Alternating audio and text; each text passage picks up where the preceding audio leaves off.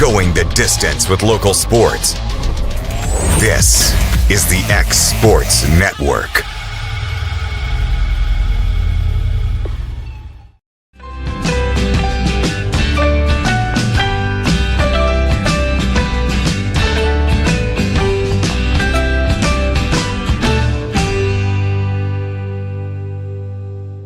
Here at Fields & Brown Barbershop, legacy means a lot. We're trying to fill big shoes left by my two uncles and my grandfather, where every haircut came with conversation and every customer left a little taller than when they walked in. The barbershop is about pride. It's about knowing your barber knows your name and your story. Come see us at Fields & Brown Barbershop, where tradition never goes out of style. 3 generations, 1 legacy, your barbershop.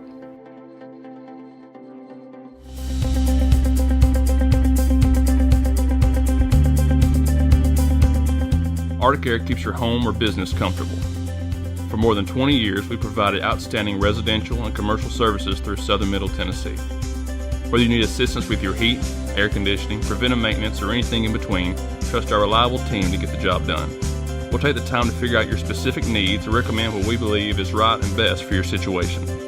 We've been using Arctic Air for over 15 years now. Their service is great, they're here when we need them, and their prices are competitive. They take the worry out of the heat and air so I don't have to. Arctic Air. When you need us, we'll be there.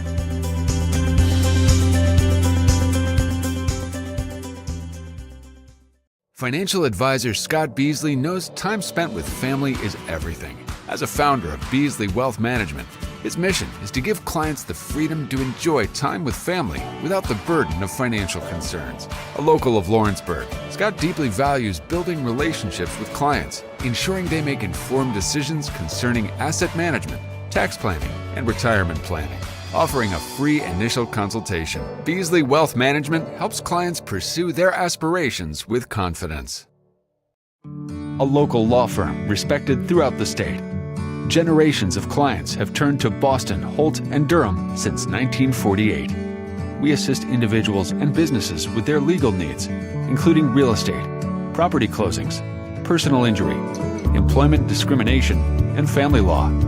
Our clients get the personal attention and convenience of a hometown law firm with the resources and ability to handle any case. Come see us at Boston, Holt, and Durham.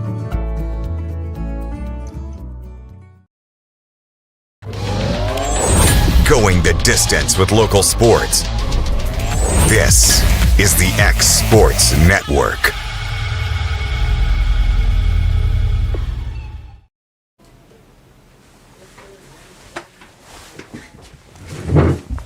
And happy Monday, everybody. Welcome into the X Sports Network here for our Monday edition of the Mark My Words College Sports Show.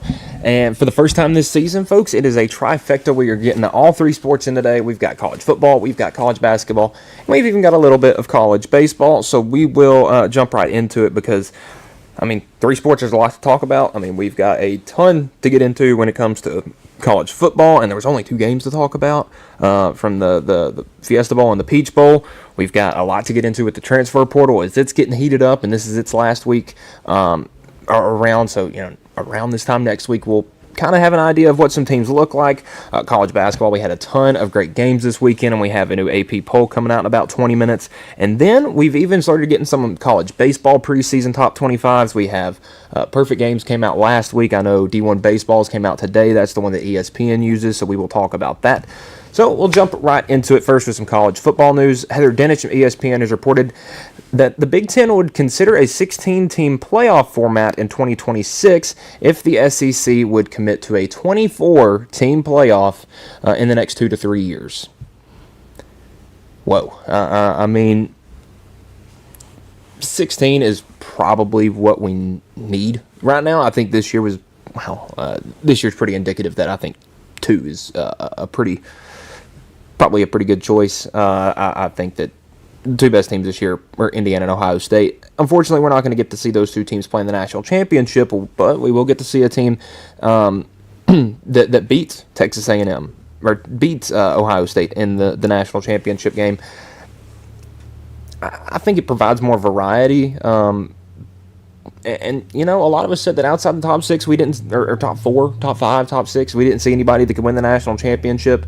There's a team next Monday that has the opportunity to do that, so we'll just have to see. But still, I don't think that going more than 16 is going to fix anything, because if you look at the top 24, that's going to get everybody a conference. Probably everybody that plays in a conference championship game gets in at that point, which I just think the whole thing would be a mess at that rate. But let's go look at the final AP poll. What's the final AP poll from the regular season, if it will load. Here we go. So, Georgia Tech, that was 24.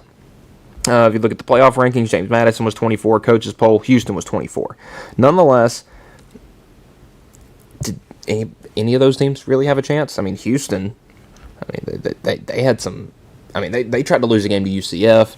Georgia Tech, if you saw how they played the last 3 weeks of the season, they did not want to be a team. And then, JMU ended up making the portal and ended up making the playoff, and that's all fine and dandy. But and actually played Oregon better than I would say Texas Tech did. But nonetheless, and speaking of the Ducks, Dylan Raiola has committed to Oregon. Pete Nakos has reported it's a big pickup for Oregon after it seemed that they were probably a long shot to get Sam Leavitt after he had spent most of his visits in the ACC and SEC country. And with Will Stein, the offensive coordinator, moving to Kentucky. But they go get a super talented quarterback. There's no doubt Raiola is one of the more talented quarterbacks in college football based on potential. He hasn't shown it yet. That's going to be the interesting thing for this Oregon coaching staff, is getting him to put it all together on the field. We've seen quarterbacks do that, like a Hendon Hooker. He had all the tools at Virginia Tech, but didn't necessarily fully utilize them until he got to Tennessee. Maybe Raiola is able to do the same. Look at Dante Moore. He realized that he wasn't going to be he could be the guy at UCLA, but he wouldn't be nearly as good, and probably wasn't going to win very many games. Goes in the transfer portal, sits behind an experienced guy last year, and was the starter this year. Got all the way to the playoff, made it to the semifinals, had a great year. So, maybe Oregon is the place to go. Look at what they've done the past couple of guys: Bo Nix, Dylan Gabriel, Dante Moore, Dylan Raiola. They continue to do great things with transfer quarterbacks. But is that something that can lead them to a national championship? We'll see. Sam Leavitt this morning committed to LSU. Pete Nakos reported.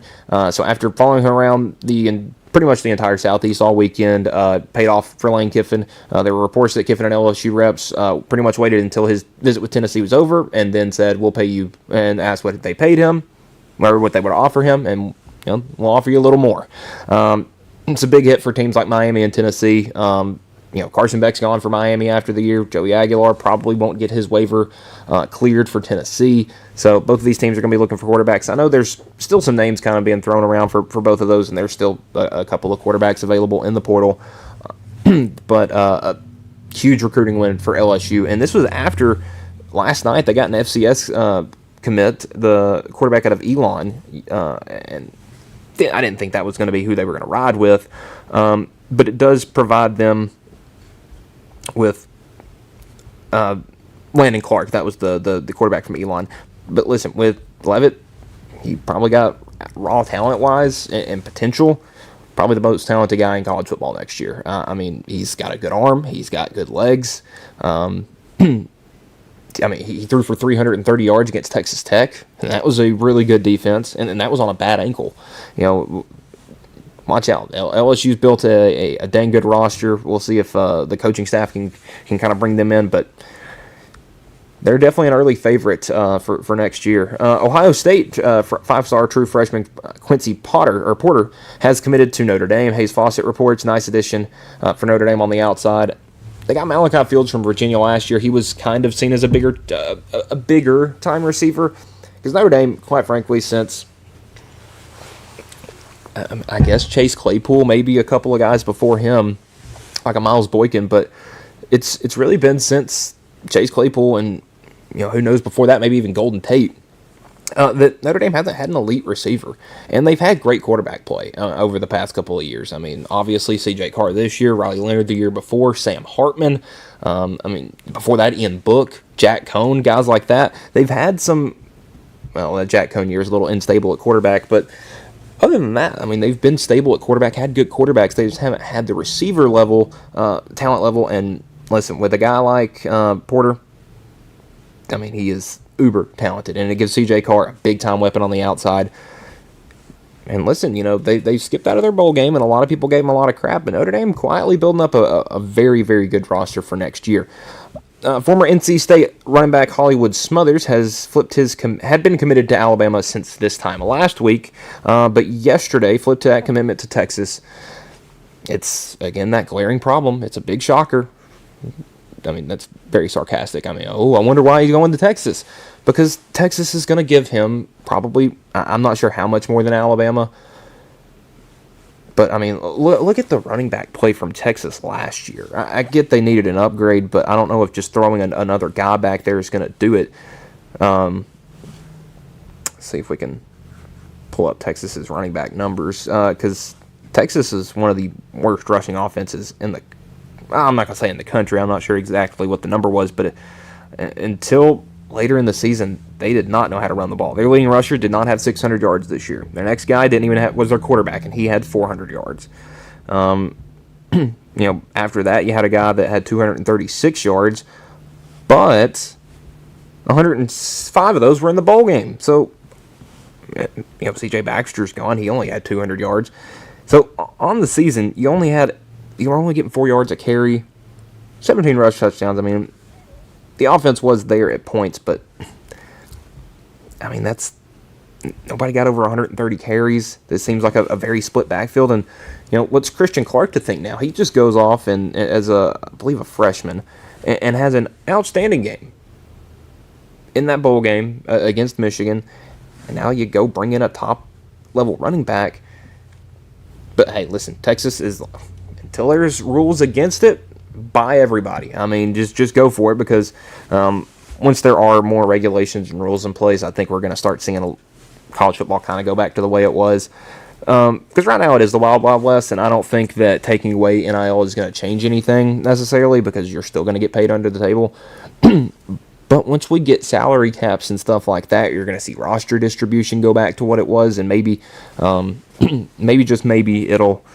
we'll start to get the college football of old back in, but I think that those days are long gone. Former Texas running back C.J. Baxter is committed to Kentucky. The Wildcats, listen, for Kentucky, this was a good pickup. I really do think that. Now, his numbers weren't great this year. He was banged up. He didn't play last year because he was injured.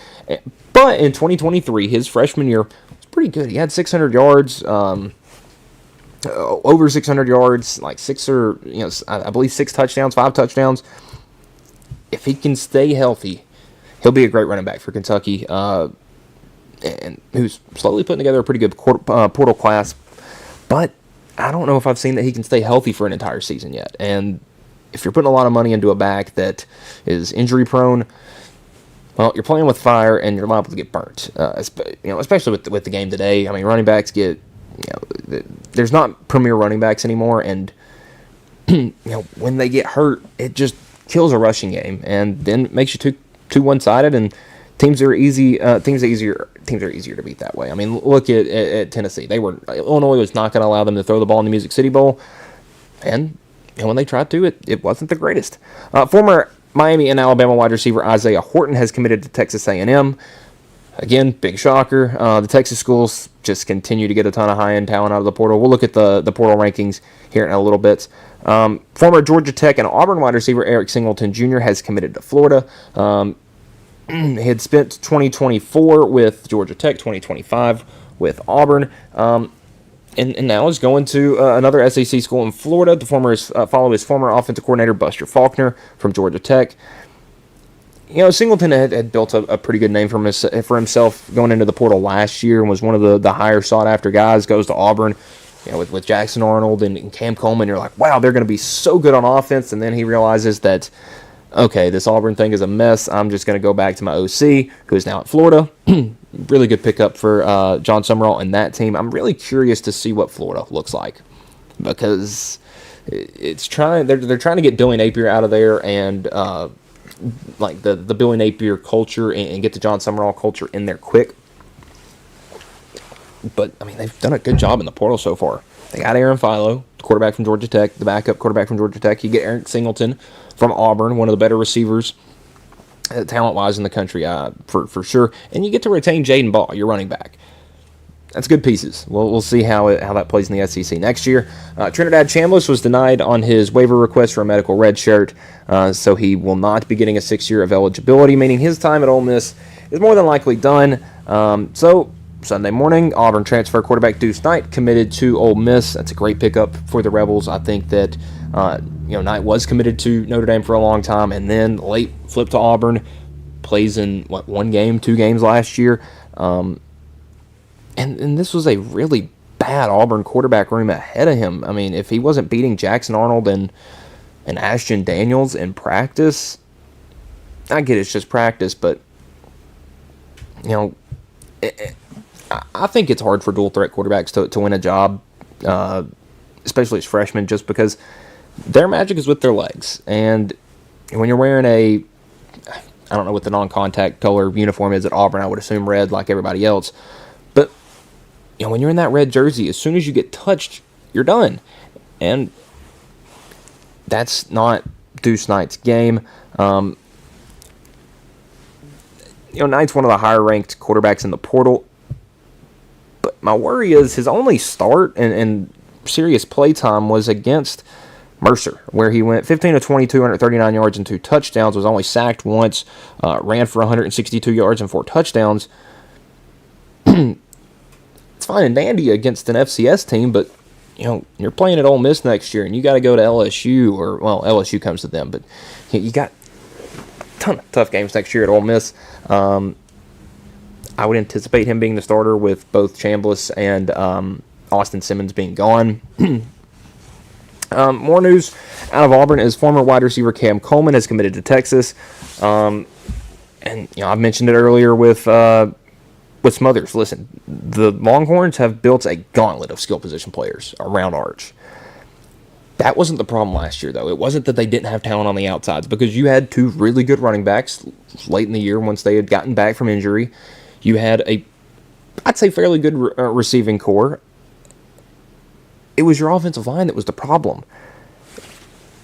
We'll look at Texas's class in a minute, but if they don't improve that, are we going to see anything different from Texas? Arch running for his life, getting sacked all the time, throwing picks because he's throwing out of sacks.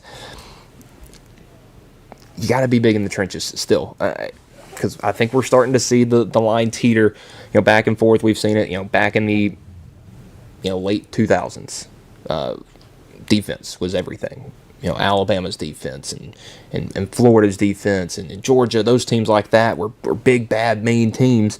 And then around 2014, 2015, the offenses started. When Lane Kiffin went to Alabama, that was when the offenses started becoming very important. And that was the case, I'd say, up until last year, is when defensive value started coming back up and being big in the trenches, because that's how these Big Ten teams are winning national championships. They're good at running the ball, and their quarterback doesn't get sacked. I mean, if I'm a head coach right now, I'll recruit and build, skill position, stuff like that. But I am recruiting the best 5 offensive linemen I can and the 4 or 5 best defensive linemen I can. Because that is how you win football games. And that's why the 2 teams that are in the national championship are in the national championship. Former Tennessee safety Boo Carter is committed to Colorado, just like his mom predicted on Facebook back over the summer when there was some turmoil going on between Tennessee and Boo Carter because he just skipped the entire summer, I guess. We all knew this was coming. Most of us knew this was coming since July. The rest of us knew it was pretty certain once he entered the transfer portal following, I think it was the Oklahoma game when he just quit on the team. Boo's a really, really talented player. We saw that his freshman year at Tennessee because we were all really excited about Boo Carter in 2025. Then all the stuff over the summer, he has to kind of work his way back onto the team, earn the team's trust, which he evidently did not. When he played, it was all right, but it just kind of felt like it was, I'll throw the Mississippi State game out there. It was Mississippi State versus 10 Tennessee defenders and Boo Carter. It kind of felt like they were playing separate from him. Maybe that was a reason the defense wasn't good. Maybe, lack of effort from some players on the field. Maybe Carter was one of them, is the reason the defense wasn't as great. But a lot of those pieces from that Tennessee defense last year moving on elsewhere. But hey, Vols went on a recruiting spree over the weekend and picked up a lot of talent on the defensive side, mainly from Penn State. It all started Thursday afternoon when Xavier Gillum, the defensive lineman 4-star from Penn State, committed and said, hey, tag some teammates like y'all come on too. So over the next couple of days, this Friday, Saturday, Amari Campbell, 3-star linebacker, Chaz Coleman, the number 4 player in the portal, 5-star defensive end, edge rusher. That makes you feel a lot better that, maybe Caleb Herring and Jordan Ross are gone. Well, Chaz Coleman's coming in, and that's a guy that you're going to get for a couple of years. DeJuan Lane, 3-star safety, ton of talent. I mean, I think Gillum, Campbell, Coleman, and maybe Lane are probably going to be starters at Tennessee. Tennessee now 17th ranked portal class. I mean, there's a lot to like. There's a lot of good with this Tennessee recruiting class, but there's also some things that cause you to be a bit wary. I think they'll get it figured out. So looking at the Texas recruiting portal, you get Raleek Brown from Arizona State. You get, and this is just on offense, you get Cam Coleman from Auburn. You get Michael Masunas, the tight end from Michigan State. Okay, here's an interior offensive line. Dylan Sikorsky from 6'4", 332 from Oregon State. But that's it. You've brought in one offensive lineman. Now there's a lot of time left, but this is a team that lost. Let's see how many linemen they lost to the portal. 1, 2, 3, 4. 4 interior offensive linemen to the portal. That's got to be a position of interest, because if not, I mean, it's going to be... I'm not sure how to judge a season if you don't have an offensive line. I mean, we saw it last year from Texas. They had the talent on the outside. They just couldn't get it to them because you couldn't establish a run game because your offensive line could not run block. And trust me, I don't think Oregon State's offensive line was anything too incredible. Let's look at Oregon State. I mean, they were not a good team last year at all. But looking at stats, I mean, your quarterback's got sacked 26 times. That's enough for each of your linemen to have a couple that are their fault. There's not specific offensive lineman stats, but not great when your quarterback's getting thrown around all over the place, and it's probably a reason that Malik Murphy had such a rough season. Former Texas guy, actually. So, it's tough to judge, but listen, everywhere else, I mean, they went and got a punter, they went and got a kicker, they know what they need. Went and got a bunch of defensive guys. Texas will be good next year. How good is the real question, and I think that offensive line is going to be important. Right now, LSU has the second-ranked class with 22 commits. Let's see how many of them are from Ole Miss. And, well, to be fair, it looks like most of these guys, looks like they got more from Tennessee than anybody. And Florida, you got Trey Wilson from Florida. You get Sam Levitt from Arizona State, Hayden Craig, the punter, and the long snapper. It's a good combo. Got them from Florida. William Satterwhite from Tennessee, Jordan Ross from Tennessee. I'm really curious how LSU looks next year, because this is a team that's trying to completely build, kind of change everything overnight and be good. That's a lot. Penn State's got 32 commits right now. They've got them mainly from Iowa State. That's kind of what we're going to get. And the same thing with Oklahoma State. You go look, it's a lot of North Texas. Now, other than that, they have gone out and gotten some really talented guys. I mean, you get Justin Bowick, the wide receiver from Illinois. And a couple of other guys. I mean, you bring in 44 transfers. A couple of them are going to be really good. Ole Miss has done a really good job. They've gotten some guys from Georgia, from Kentucky. Getting the safety from Georgia, Jonel Aguero, he's going to be an all-SEC kind of guy next year, I would think. He's real deal safety. So, A&M at 6, Kentucky at 7, Texas Tech at 8, Arizona State at 9, Indiana at 10. But all three of the Texas schools, funny enough, in there at the top 8. And you look at the rest of the teams, LSU, new coach, Penn State, new coach, Oklahoma State, new coach, Ole Miss, new coach, Kentucky, new coach. So, pretty much every other team in there, I mean, they got new coaches. Everybody else that wasn't Texas, that is in the top 8, got a new coach, except Texas Tech, Texas A&M, and Texas. I could sit here and rant about how much money they have over everyone else for weeks, but I don't want to bore you with that. Let's get into the playoff. We've got 2 teams. Let's talk about the 2 games. Thursday, we had a great one, man. I mean, the Fiesta Bowl lived up to its hype. I mean, we need to start doing some research. The Fiesta Bowl might consistently be one of the best bowl games every year. It was a little down last year with Boise and Penn State, but Miami, Ole Miss have put on a good Fiesta Bowl. I can think of the Boise State, Oklahoma Fiesta Bowl from years ago. It just feels like the Fiesta Bowl is a great bowl game every year. 31-27 Miami with the win, and the Canes 13-2 on the year. They've won 3 straight. They're starting to get a little beat up. Ole Miss tried to dig themselves into a hole at the start of this one. 3 and out. Here, Miami, you just have the ball the entire game. Lucky Kwan Lacey was able to break off that 73-yard touchdown. But, man, Miami's defense was really, really good in the first half, and they were not very good in the second half. And it just wasn't the same offense or defense that we saw. And I get that this Ole Miss team was by far the best offense that they had seen in the playoff, because nobody was talking about Texas A&M and Ohio State's offense. I mean, they scored 17 combined points. But 12 sacks in the first 2 games, only 1 in this one. And look, I think the defense is getting beat up and a little worn down. Mesidor's a bit banged up. Had a couple other guys leave the game at different points. You're going to be without Lewis for the first half of the national championship game because of the targeting call. And, he's sophomore, 30 tackles, has forced some turnovers on the year. Jacoby Thomas was awesome for Miami's defense. And, man, Carson Beck was awesome.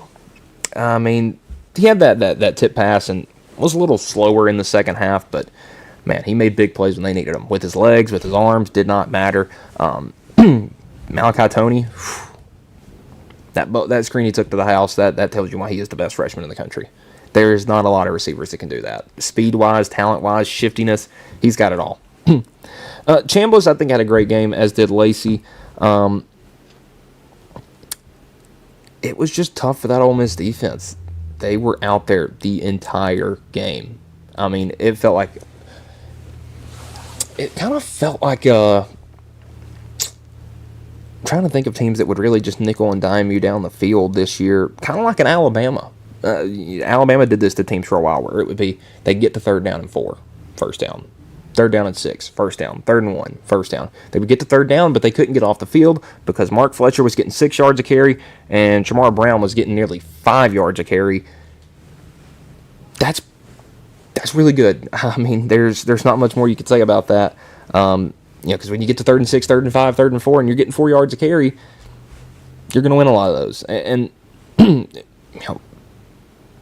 Ole Miss, you got to be scratching your head right now because your kicker, he had been awesome the entire postseason. I mean, and he was pretty good in this one, 4 or 5. But you think hits that 5th one, it's 30-31. What yard line was that last play from for Ole Miss? 35. That's a 52-yarder. I mean, that's light work for him. And we could be talking about Ole Miss going to the national championship, but Miami, the team that should not have made it in, that everybody said. Notre Dame should have made it over, not Miami. BYU should have made it over Miami. Texas, Vanderbilt, you can throw all those teams out there, but one of them's playing in the national championship, and it's the Canes. First national championship appearance in nearly 20 years. Chance to win it for the first time in 25 years. A lot on the line for Miami. now we get to see how much of Ole Miss's current staff and roster are going to go to LSU. At this point, none yet, but they'll have to start making some move. And then Miami, I mean, they're going back to their home stadium. You got to realize the national championship game is at Hard Rock in Miami, their home stadium. They'll be the away team on the scoreboard, but other than that, is that going to be a disadvantage? Because now I will say, Indiana travels well because they're a basketball school, so they're liking making it to the Final Four, and usually it's not in Indianapolis, so they're good at traveling. We'll talk about the Indiana and Oregon game in a second, or lack thereof.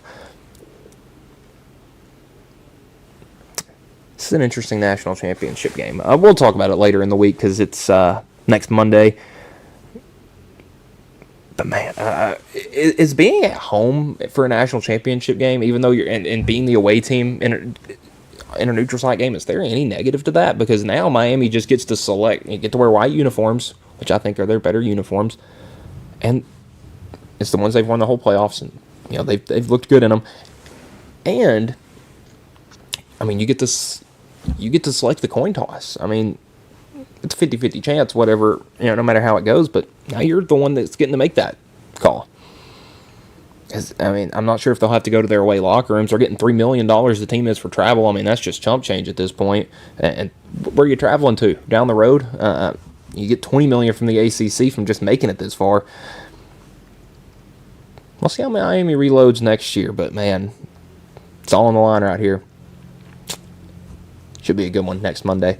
Indiana destroyed Oregon in the Peach Bowl. Really unfortunate that all those Indiana and Oregon fans traveled all that way just for a dud of a game. Now, I don't want to say that. I think Indiana fans enjoyed this because is this the greatest turnaround in sports ever? I mean, this is 1,000-to-1 odds type of thing. Nobody. I mean, everyone last year, Indiana, they just made the playoff because they had an easy schedule. The two real teams they played beat them. Notre Dame and Ohio State. Kurt Cignetti says, okay, cool. I'll just go get better players. I'll keep what we had and upgrade in places that we needed to upgrade, like a quarterback. A quarterback left. Build up an offensive line. We still got some good running backs and some good receivers, so we'll build up a little bit on defense, a little bit here and there. That was a NFL team on the field with a high school team. That's what it felt like. And it wasn't even necessarily a size thing. Indiana is just so well coached. I mean, you force a pick six on the first play of the game. 3 of Indiana's last 4 games have started with them on defense forcing a pick. I mean, that's pretty impressive defensive-wise. And that's where they've made their hay, is defensively. Yeah, their offense is putting up numbers, but that's because their defense is getting them such good field position. I mean, you look at the total number of yards in this game. I know it was at one point. I don't know if it ended up this way. Yeah, Oregon finished with more yards. Indiana only had 360 yards of offense, 177 through the air, 185 on the ground. And, Oregon got more first downs. They were, about the same efficiency on third down. Getting, a little less than, yards per attempt, a little bit less yards per rush. Same amount of penalties, 3 turnovers. That hurt. But you look, I mean, Mendoza in his 2 playoff games. Because this is what I was concerned of with Indiana, was Mendoza had never been in a big game before, really. Now he's got an opportunity, and, he has 5 incompletions the entire playoff. 5. I mean, that's only a few more than me. And, but, I mean, 8 touchdowns to 5 incompletions in 2 playoff games. I mean, that's... I don't want to say like locked in like a Joe Burrow was in his playoff reign, or because they're not relying on him throwing it 40 times like LSU was. But man, elite game manager. That's how I see it. Kalen Black, Roman Hemby, again, were both pretty good in this game. I mean, they didn't have to do a whole lot. Black 63 yards and 2 touchdowns. Hemby with 17 carries for 53 yards. Oregon had no offense. I mean, Moore's getting sacked all the time, throwing it to the other team. first play of the game throws a touchdown to the other team. I mean, listen, Dante Moore, I get you're a nice guy and you love football, but you got to stop spotting a team a touchdown. I mean, it's not going to win you many games, but Oregon was a little beat up, and they just could not handle that Indiana defense. I mean, it didn't matter who it was. I mean, only 3 sacks. That could have been much worse, but Indiana just dominated. And we may need to, I don't want to start a narrative necessarily, but it's one I've seen swirling around that the Big Ten has their next James Franklin, and maybe it's Dan Lanning. I mean, how many more times are we going to have to see Oregon get blown out before we stop saying, ooh, Oregon can win the national championship this year? Oregon could do it this year. Because every time they get in an important game, and we'll just go back to the Dan Lanning time. So Dan Lanning has been at Oregon. His first season was 2022. So we'll go look at the 2022 Oregon Ducks football team. All right, they went 10-3 in Lanning's first season. Let's look at their games. Number 3, Georgia. Their first game of the year. 49-3. They got beat. Next time they played a ranked team, it was number 12 BYU, and they beat them 41-20. That BYU team went 8-5. So, not much you can take from that. They beat number 9 UCLA 45-30. That UCLA team went 9-4. They lost to number 25 Washington. They beat number 10 Utah, and that was a 10-4 Utah team. That was a good Utah team. Lose to Oregon State on, I believe that was a Black Friday game. And then you beat North Carolina in the Holiday Bowl. You never got higher than really 6th in any poll. That was the second playoff rankings around week 10. But again, then you lose that big game to Washington. 2023, you go 12-2. First ranked game was against Colorado. You beat them 42-6. That was we play for championships, not clicks. Well, you have the same amount of championships since then. Number 7, Washington. You lose that game. You beat Utah. That Utah team went 8-5. You beat Oregon State. That was a pretty good Oregon State team. They went 8-5. Jonathan Smith team, but they lost to Washington again. And then they beat Liberty in the Fiesta Bowl, but that was probably the least watched Fiesta Bowl ever. Now we go to last year. They went 13-1. Got to the playoff. Lost by 20 to Ohio State, and probably could have been worse if Ohio State wanted to play the second half. Then you go to this year, 13-2. Their 2 losses, Indiana, both times they played them. Now, they did get a big win against Texas Tech. That was a good team. I think that win over James Madison was pretty good, as is that win over USC. But like that Penn State win this year, tainted. They went 7-6. They fired their coach. I mean, you beat the FCS national champion week 1, but that just shows the gap between the FCS best and the FBS's best, because, I mean, you beat them by 46. Well, you lost by 34. I mean, let's do the math. 46 plus, or 46 plus 34. Now, do I think that Indiana is actually 80 points better than Montana State? No. But, man, we got to... Dan Lanning's going to start winning some big games that mean something, or that narrative's going to get even worse. Looking at what Oregon has tabbed up for 2026, let's see if they've released that. 2026... football schedule. They don't have dates for all their games yet, but they do for their non-conference. September 5th, September 12th, September 19th, first weeks of the season. They play Boise, at Oklahoma State, and Portland State. So they haven't released their schedule yet, but they do play at USC, at Ohio State, at Illinois, at Michigan State, and then their home games are Michigan, Nebraska, Northwestern, UCLA, and Washington. I mean, you got Ohio State and you got Michigan on there. Ohio State's going to be good. USC's going to be good next year. Washington will probably be good if they can figure out their quarterback controversy. Michigan, maybe. We'll see how quick Whittingham can get them up. But, man, I think he's just joined the Big Ten to make Dan Lanning's life awful again. So, yeah, that will do it for our college football segment. When we return here on the Mark My Words College Sports Show, we got college basketball, we got games from Saturday and Sunday to look over, and a college baseball preseason poll. That will be when we return on the Mark My Words Show.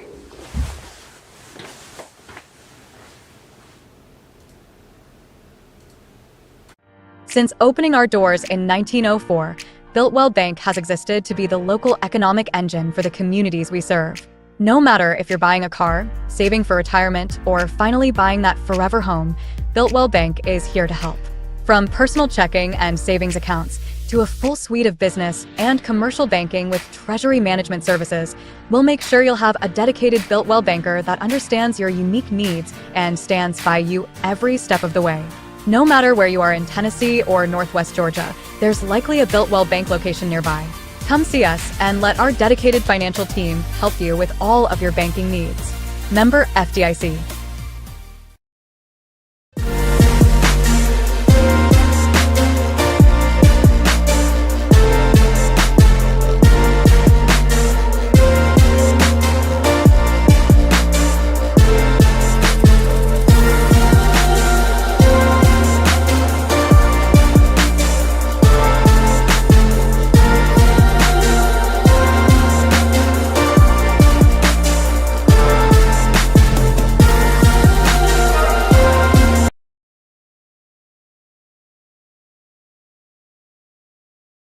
At C&B Linen, fast, friendly, and reliable service is our promise to you. Because you're not just a customer, you're family. From multi-use linen to branded floor coverings and a complete range of cleaning supplies, C&B Linen is here to make sure you have everything you need. From our high-quality products to our fast, friendly, and reliable service, you'll experience the difference with C&B Linen. Because you're not just a client, you're part of our family. You'll be winning with C&B Linen.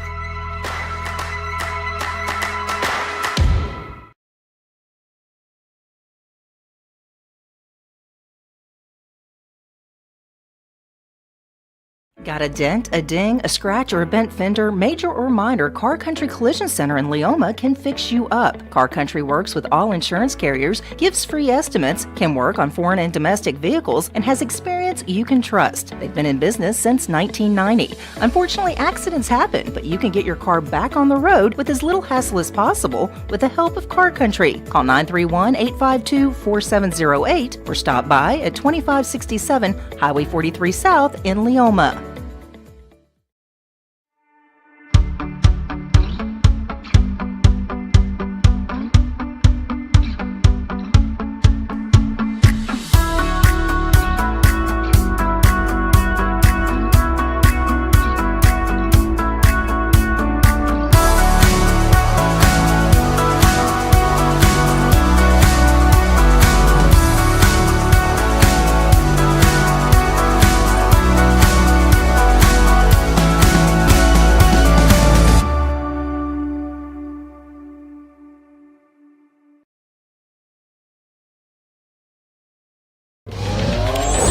Going the distance with local sports.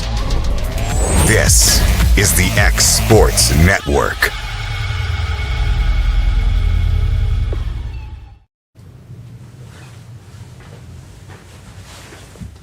And we're back here on the Mark My Words College Sports Show here on the X Sports Network. I'm your host, Michael Marks, and we'll jump right into the college basketball talk. Over the weekend, we had some big games, a bunch of top 25 matchups. And we're starting to kind of figure some teams out a little bit more as we're getting into that second, now entering the third week of conference play for some conferences, fourth, I know, for the Big Ten. We'll start in the ACC on Saturday. Number 6 Duke defeats number 24 SMU 82-75. It was a close win for the Blue Devils, but they continue to prove that they're just going to be consistently really, really, really dangerous. And they reminded me a lot of last year's Duke team. I just think it's a much tougher ACC this week, and this is a Duke team that went to Louisville and won, and then at home against SMU on Saturday. Boozer had a bit of a slow game, 18-7, had a bit of a turnover problem, but Isaiah Evans was huge, 21 points, 17 points from Patrick Ngongba off the bench. Caden Boozer gives you 12. I think he's been a welcome surprise. Jaden Toombs, BJ Edwards go for 23 and 20 respectively, but the Mustangs come up just a bit short, fall of 12-4 on the season. Virginia Tech defeats Cal. Let me find that final score.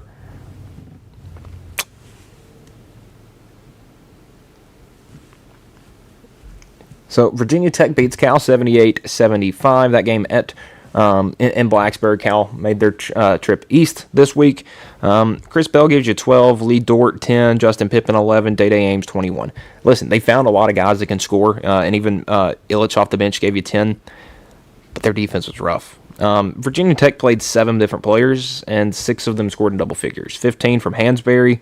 Gerdak gives you 12. Abdallas 11. He didn't shoot very well. Bedford didn't shoot very well either. 13 points, 11 points from Shutt, and 10 from Toby Law. But a good win for Virginia Tech. Hokies now 13-4 on the season, 2-2 in the ACC.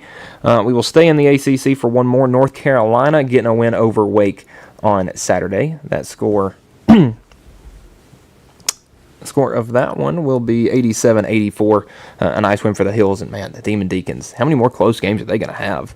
I mean, you go back, 1-point loss to Michigan in overtime, 1-point loss to Texas Tech, 1-point win over Memphis, a close loss to Oklahoma in the ACC SEC Challenge.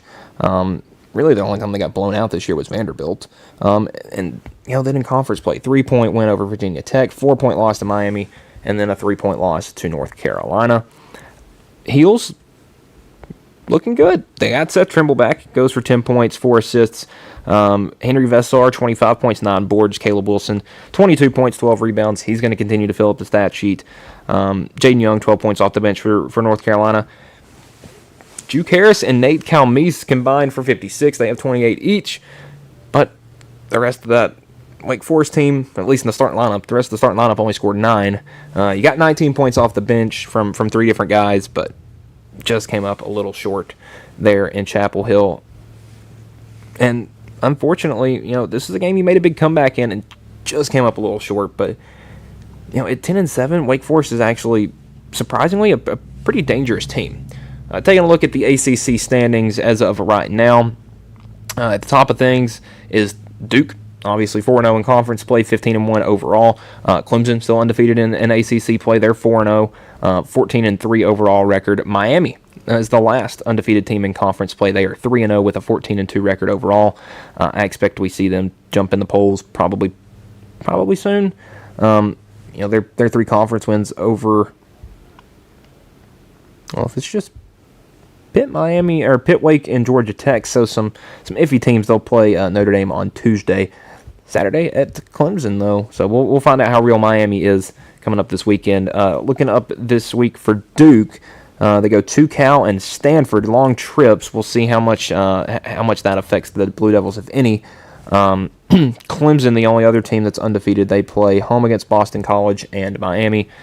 So all things considered, there will be one less perfect team in the ACC come next week. Talking about North Carolina because they're still really good this year. 1-loss teams in the ACC. Virginia's 3-1, 14-2 overall. NC State's 3-1, 12-5 overall, and then North Carolina 2-1 in conference, 14-2 on the season. Now we'll jump on over to the Big 12. West Virginia getting a big win over Kansas on Saturday. I can't figure out Kansas because one game they look really good, they get a big overtime win, and then the next game they travel and they struggle and they lose. They need to find someone other than Darren Peterson because it's him and Trey White. And listen, Trey White's having a great year, 15 points a game, but Melvin Council, Thori Badunga, Bryson Tiller, these were guys that were having to win games without Darren Peterson a couple weeks ago. And Jackson, McDowell, where are these guys at? These are guys that were tearing things up in Vegas, and now you get home, you get the conference play, and they're non-existent. Not a great look for Kansas, but they'll figure things out. They'll be ranked at the end of the year. They'll be like a 6th seed in the tournament, and they'll lose in the second round. Arizona had a bit of a scare. They played a little closer than they had been in weeks past, getting a win over TCU 86. Oh, that is the wrong Arizona. I tapped the Cardinals. 86-73 the final there. Listen, Arizona remains perfect. Koa Pete, 20 points, 7 boards. Jaden Bradley, 17 points, 4 assists. It's just a good team. Anthony Dillorso gives you 17 off the bench. He was huge. and they get the nice win over TCU and Fort Worth. Horned Frogs fall to 11-5. And again, they have a lot of guys putting in work, but it's just coming up a little short. Harding, Pierre, Punch all go for 10 points in the starting lineup. Tanner Toulson gives you 20 off the bench. Jace Posey with 9 points. They come up just a little short in Fort Worth. Texas Tech gets a 2-point win over Colorado, 73-71. That game in Boulder. A really good win for Texas Tech because this was this was a Colorado team that had been giving some other guys trouble in early in conference play. 2-1. They got a win over Utah. Started conference play with a big win over Arizona State. So they've been giving good teams trouble, and they did it again to Texas Tech on Saturday. Now, Texas Tech was lucky. They built up a big lead in the first half and could hold on to it. JT Toppin, 16 points, 13 boards, 11-11 from Lawan Watts, 17 from Donovan Atwell, 15 points from Christian Anderson, 6 points off the bench. That's what hurts you, because for Colorado, their leading scorer, Isaiah Johnson, 21 off the bench. Barrington Hargis, 17 points. Sebastian Rancic, 13 points. Colorado's got a good team this year, and they're going to be one of those teams in the Big 12 that wins a game that they shouldn't, that may screw things up for other teams when it comes tournament time. BYU, an 89-84 win over Utah, and again, for BYU, the Big Three does their thing. And as long as that Big Three is healthy, with Rob Wright and AJ DeBanza, obviously, going to be one of the first picks in the draft, and Richie Saunders, as long as those three guys are healthy and they're playing, BYU's as good as anybody in the country. And DeBanza, his numbers recently are absurd. You watch the first couple of games of the season, you're like, yeah, he's good, but is he really that good? Well, his last. We'll go all the way back to the end. We'll go back to Black Friday. He has not shot below 50% from the field since Black Friday. He has scored over 20 in all but one of those games, and that was 18. And that was the game on Black Friday. So if you just want to go from December on, he has not scored less than 20. He's gotten a triple-double. He's gotten a couple double-doubles. Putting up points, and is the best freshman in the country. I think we're getting to that point. Him and Boozer. They're 1A and 1B, kind of just which one you prefer. Darren Peterson will go in there as well. But the interesting question for NBA scouts is, who do you take with the 4th pick? Do you go with a Koa Pete from Arizona? Do you take a Caleb Wilson from UNC or Darius Acuff from Arkansas? He's had a good year. Do you go on potential and do something dumb and take Nate Ament? I don't. He's one of those guys that's thrown up there in one of those names, but I don't think he's a guy you want that pick to use on that pick. Sunday, UCF, a 73-72 win over Cincinnati in a defensive showdown. We'll take a look over at the Big 12 standings right now.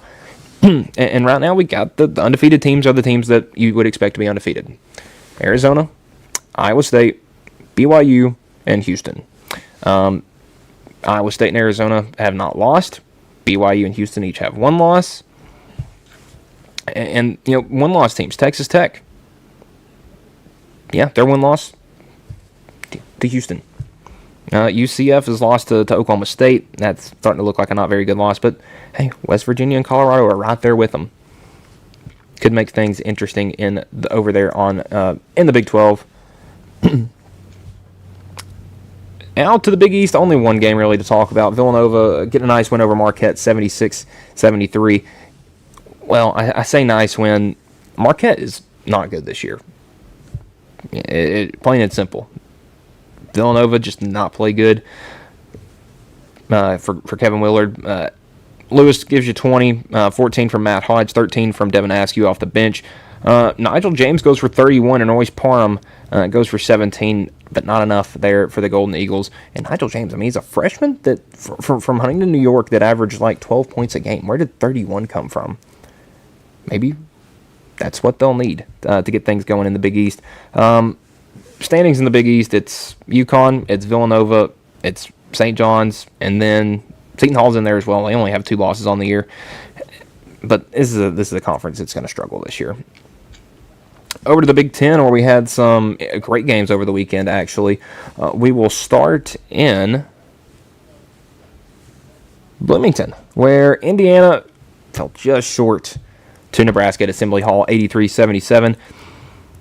And listen, Lamar Wilkinson tried 32 points, 5 for 11 from 3. Tucker DeVries, 17. But again, it seems when those two guys combine for more than 50, that the rest of the team really struggles. And Nebraska, Jamarcus Lawrence, 27 points. Ranked Moss, 13-6. Bryce Sanford with 12.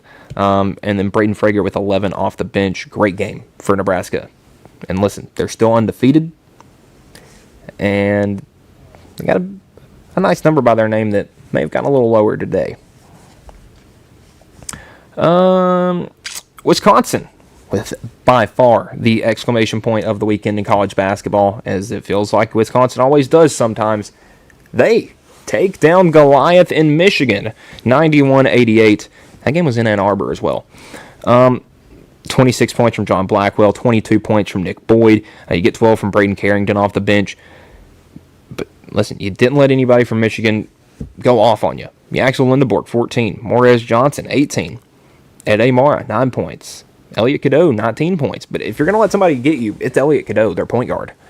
Namari Burnett, 10 points, but really nothing off the bench. Tough loss for Michigan. Their defense was a bit rough in this one. But man, what a win on the road for the Badgers. And one that they needed bad. On to Sunday in the Big Ten, where Illinois takes down Iowa 75-69, and probably our lowest scoring big game of the weekend. Listen, with Iowa and Ben McCollum, Bennett Sturts, it's a slow offense. It's not going to score a lot of points. Props to Illinois for kind of, batting down the hatches and playing a defensive game. They got a good lead at halftime, but Iowa scored 45 points in the second half, and they did a really good job kind of slowing things down. Keaton Wagler, 19 points. Andrei Storjakovic, 17 points. Colin Boswell, also 17 points. Bennett Sturts, only 12 points, 5 of 17 from shooting. Make it tough for him on the interior. This is a team that had to find a way to win without him. And Tavion Banks, 16 points. Tate Sage, 13 points. They tried to find some ways and just could not do it. 75-69 win for Illinois. Taking a look over at the Big Ten standings. Right now, at 1A and 1B, right honestly at the top of things, alone Nebraska. Purdue also perfect in conference play. Michigan with the one loss, as is Michigan State and Illinois. Those 5 could realistically all be top 10 teams. The Big Ten is really good this year because you even go behind them and look around for some teams. I think Indiana's good. Minnesota can cause problems. We know Wisconsin can. Ohio State has some good wins this year. USC isn't completely falling off. They just have had a rough go of it in conference play. Iowa, again, just kind of a rough go of it recently. Big Ten's real good, folks. I'll just go ahead and say it here. They're good at basketball. Over in the SEC, we'll start with Tennessee and Florida, a game that I wish I didn't talk about, but we will. I don't get how Tennessee can go, they go last Saturday, look terrible at Arkansas, come back home, look great at against Texas, and then you go on the road and look terrible at Florida. You lose by 24. It was a game that was tied at 26 at one point, and then you let Florida go on a 15-2 run right before half. You're going to lose that game. It's pretty simple. Nate Ament was good, 17 points. The poor shooting didn't really come to the second half. Dwayne Brown was good. Jacoby Gillespie really struggled. But Florida, they did exactly to Tennessee what they do to everybody else. They don't let you get out in transition, and they out-rebound the crap out of you. Out-rebounded Tennessee 41-30. Florida had 15 more shots. They didn't shoot much better than Tennessee, but they had 15 more shots. And they made more free throws, and they had 5 less. Tennessee's going to have to learn how to rebound, play defense, and stop turning the ball over. You look at this game.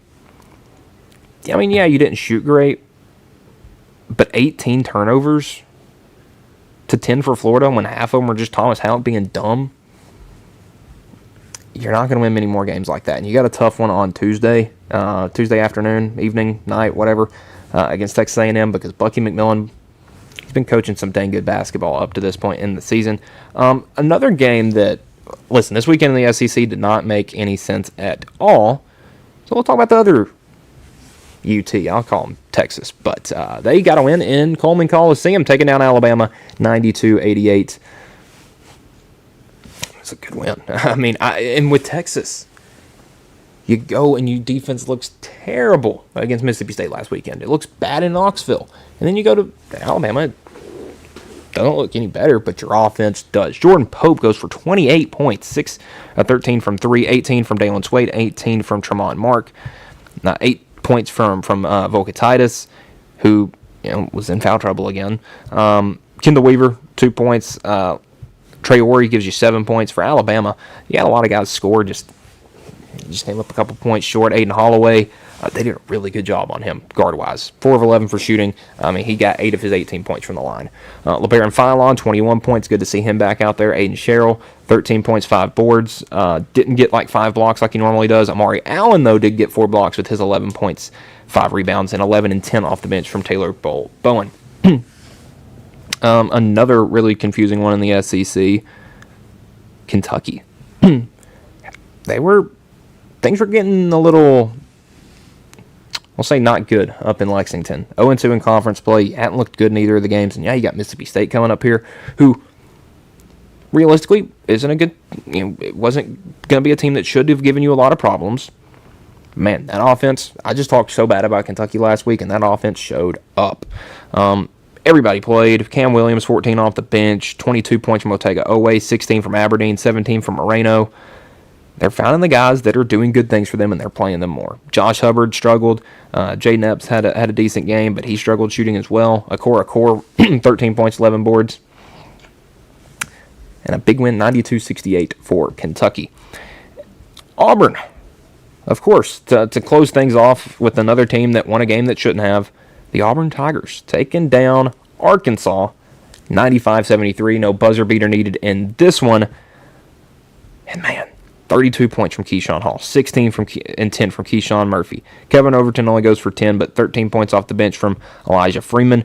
Todd Pettiford's still struggling, but I think he's sort of fallen into that point guard role now with 7 assists in this game. And, man, I mean, Arkansas had some guys put up points. Brazil, 13. Acuff, 19. Malik Ewan, 13. Malik Thomas, 17. But the rest of the team, 11 points. I think you'd like to distribute those numbers a little more evenly. A couple guys with 3 points, a couple guys with 4 points, not one guy with 8 and one guy with 4, and then nobody else scoring off the bench. So we'll take a look at the SEC standings now because they are all a mess, and we still got 2 teams undefeated. One team's undefeated overall, Vanderbilt. One team is 13-3 overall in Texas A&M. Next, it's Missouri. Missouri, Florida, Georgia, Arkansas, Mississippi State, all with 1 loss. And you go down to the 2-loss teams in the SEC, Kentucky, who hopes to be a tournament team. Or hoped. I don't know how much their hopes are still alive. Auburn, same boat. Alabama, Tennessee, teams that had high hopes this year. LSU being another one that had high hopes this year and hadn't turned out so well in conference play.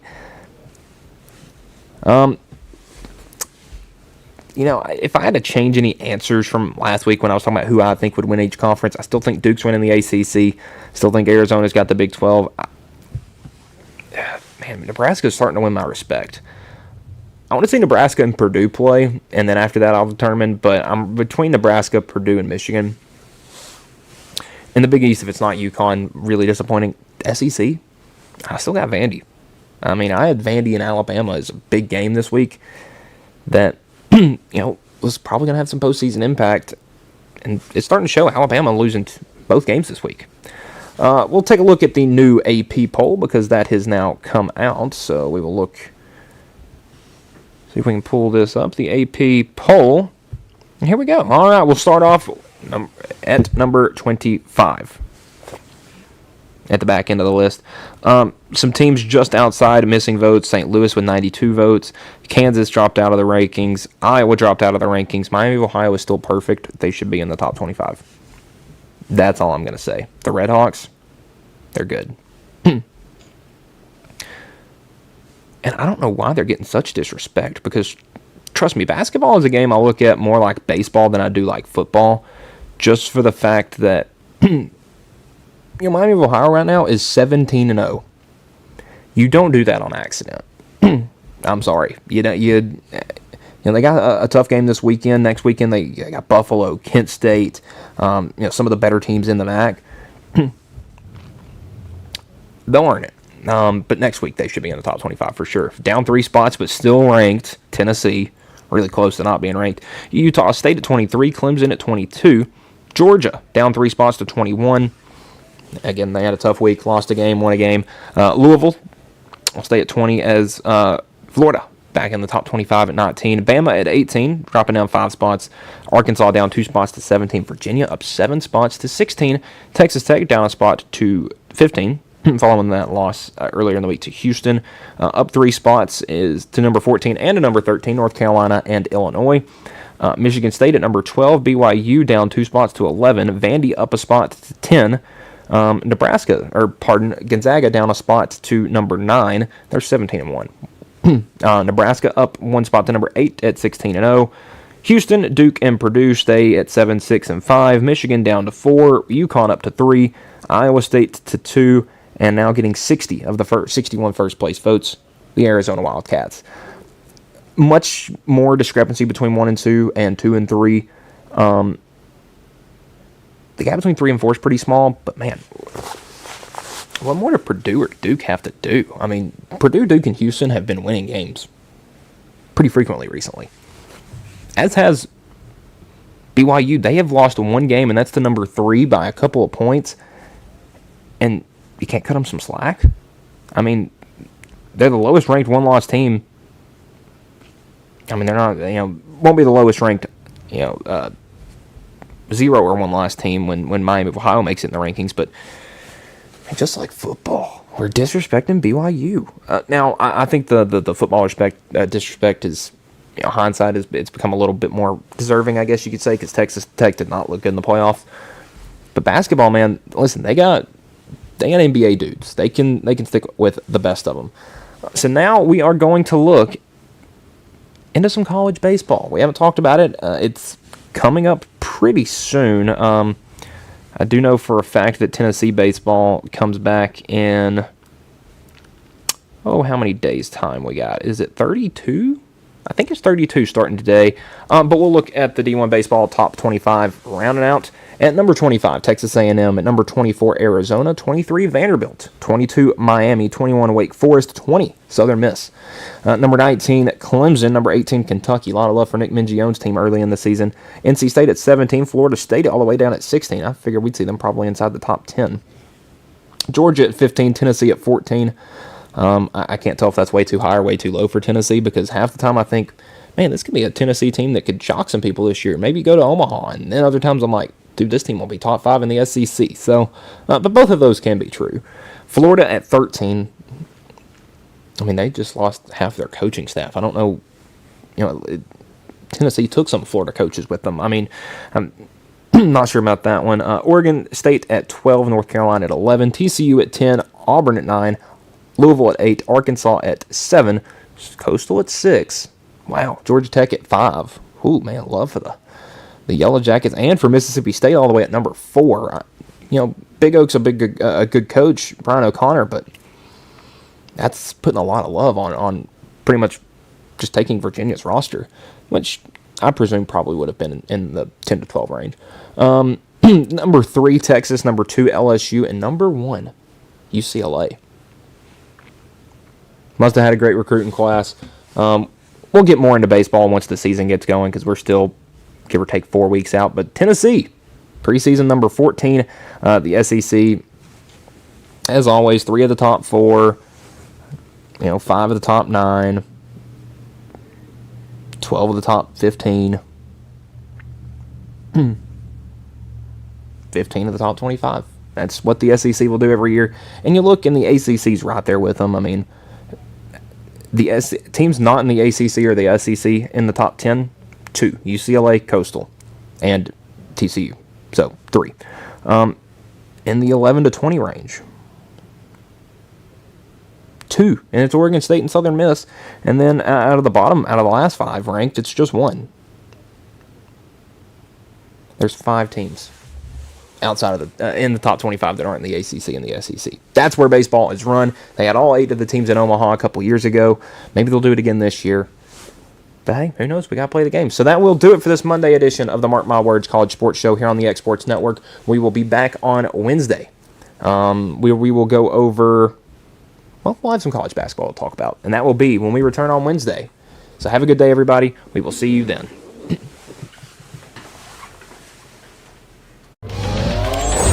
Going the distance with local sports. This is the X Sports Network.